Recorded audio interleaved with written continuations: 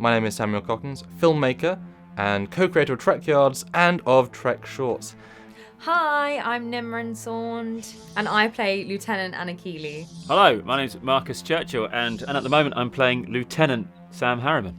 We had a certain ambition, a certain scope, and we got the money and we used the money, and then we had more good ideas and developing ideas, and we kind of turned that into the start of this epic journey. If you want to do if you want quality output, it costs money. That's the realism. That's the reality. Yeah. That's the word I was looking for. The reality bit.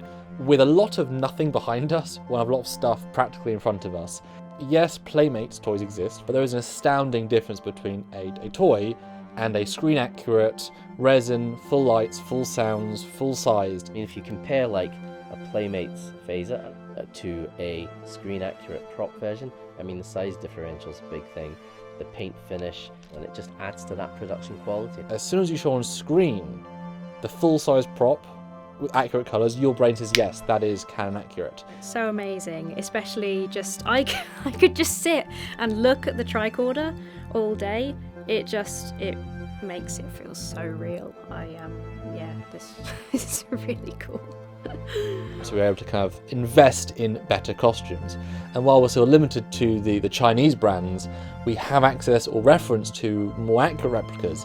And so we're able to take a lower end replica to a tailor and say, here is a good one, enhance it. Boy, the difference they make. And we think the hybrid of the cheaper costumes with the enhancement makes a huge difference. There's such authenticity of the costumes and the props as well, actually having the right things correspond to the right eras and the quality of the costumes. I'm not an expert, obviously, but I don't see the difference between these and the ones in the series. One day I came up and Sam had a clothes rail full of like 6 costumes or something. And I was a bit like overwhelmed because I literally have, I think, 5 costumes. Oh, but it's a good costume. It's a proper smart costume, and like this flash across the shoulders, just like pa-cha. That's nice. I think it's one of the smart ones. One of the most exciting things about Trek Shorts is all the space work I get to do. To be able to turn my scripts, the ideas of these space battles into reality is such a rewarding experience. There is a massive variety. We have got all sorts of races, all sorts of situations, all sorts of hero ships, a couple of enterprises. The sky's the limit in terms of what I want and can do. And I try and go ambitious, and I try and fill these stories with some really, really nice visuals that sell the story, bring you into the world, and do stuff you've not seen before. I'm not limited in Trek Shorts to a single Constitution class or a single Intrepid class. Every era, every character has their own ship, their own vibe, their own style, and if you love the ships of Star Trek, we have such a variety. Insanely impressive for the crew and the budget. It's just, you just don't see indie projects at this level very often. It's a really, again, you can just feel the dedication, the desire to make the absolute best thing we can. One thing we're so proud of in Trek Shorts is our digital backgrounds. We've gone a bit mad with the amount of sets, ships, locations. Because of our era swapping, we've got things from TNG, Voyager, DS9, First Contact, future ships. It's incredible. Our main 3D interior guys have been working non-stop for about 25 months on Trek Shorts. Amazing dedication, amazing work. You've never seen these sets on a fan film. You haven't even seen them in 20 years since they were on the show. And here we are on Trek Shorts bringing them back. We're building them in full 3 dimensions, meaning the ceiling, the floor, every single wall. So when we film a scene, we construct a scene on this flat green background. We're able to imagine where is everything in the set and say, okay, well, there's the light source, there's the wall, let's do a close-up, we know where everything is, and we can do it all interactively, properly, and fully. But how are you going to play a 23-year-old? That's all I'm wondering. Well, I mean, there's been, thankfully, thank God, there has been some really, really huge advances in digital de-aging software. It's like, it's crazy to look at, but then it gives you this amazing scope to work with story-wise. So you've got this like huge timeline of events. People get to play their character as they age and go through events and learn and mature and change in a way that is just not something you would get to do very often. It's really impressive. It's nice to be back in an older costume in probably one of the brightest eras of the Star Trek kind of TNG era stuff anyway. We're nice and shiny and bright and happy and optimistic then. So it allows us to go back and, genuinely inhabit the past of these characters. And I look like I'm about 14 years old in It's strange in the to tester. see. It's really weird.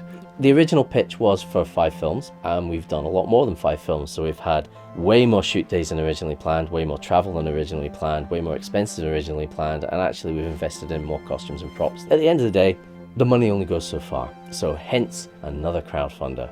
But yeah, there's loads of extra bonus content, which technically wasn't even covered by the original Indiegogo. Yeah. That's all bonus stuff. Yeah. In 2022, we've released One Small Step, The Icarus Incident, Tholian Gambit, Judy Calls. But the fact is that when we developed these characters, these situations, other little ideas came up. And so we have, I can say, over 20 short films of varying lengths in production. If we want to keep on making this amazing content, we need you guys, once again, to just put those beautiful hands in your pockets once more. Doesn't have to be much. Yeah. Every little bit helps. The fact is, some of these hard costs are absolutely in the DNA of filmmaking. Food, travel, accommodation, hard costs, and with this many films in production, this many great ideas, those costs just mount up. Invest your money and then you'll be repaid with amazing stories and effects of characters doing brilliant things, and so many things that haven't been seen before either.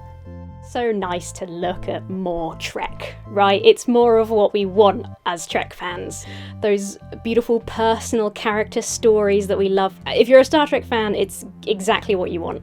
I think you should definitely support it, please. If you guys want to keep seeing stuff, then please do donate whatever you can. Every little helps. Thank you so much. Thank you. So support us on Indiegogo today. We have so many more costumes and props and ideas we need budget for. I think we've shown in 2022 that we can produce many quality, different and interesting films in the Trek universe, and we need your help to finish that through 2023 and 2024, because believe me, you've only seen a small fraction of what we've got, and we cannot wait for you to see more. Support today, and there's some good Trek coming for you all. Hours to Doomsday. It's a wrap. Get me out of it. Yeah, and it's so hot. He's never going to leave that in. He's never going to leave that in.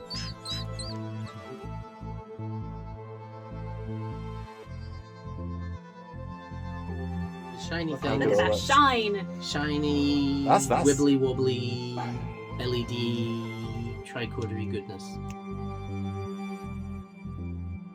Alright, good luck guys. Thank you. And going from these, tight little settings with the green screens and everything to something that looks, huge and expansive and like we're, really there. That's where the real magic is. So, and that's you. So. Thank you. That's them who are waving. Good luck, guys. That's a wrap for costume 2. I thought it was another selfie. Well, it is a selfie video. No, but I was like, my face changed. I was like, Oh, okay, and also, look and look. right, we're doing this again. Okay. Blooper. Okay, all right.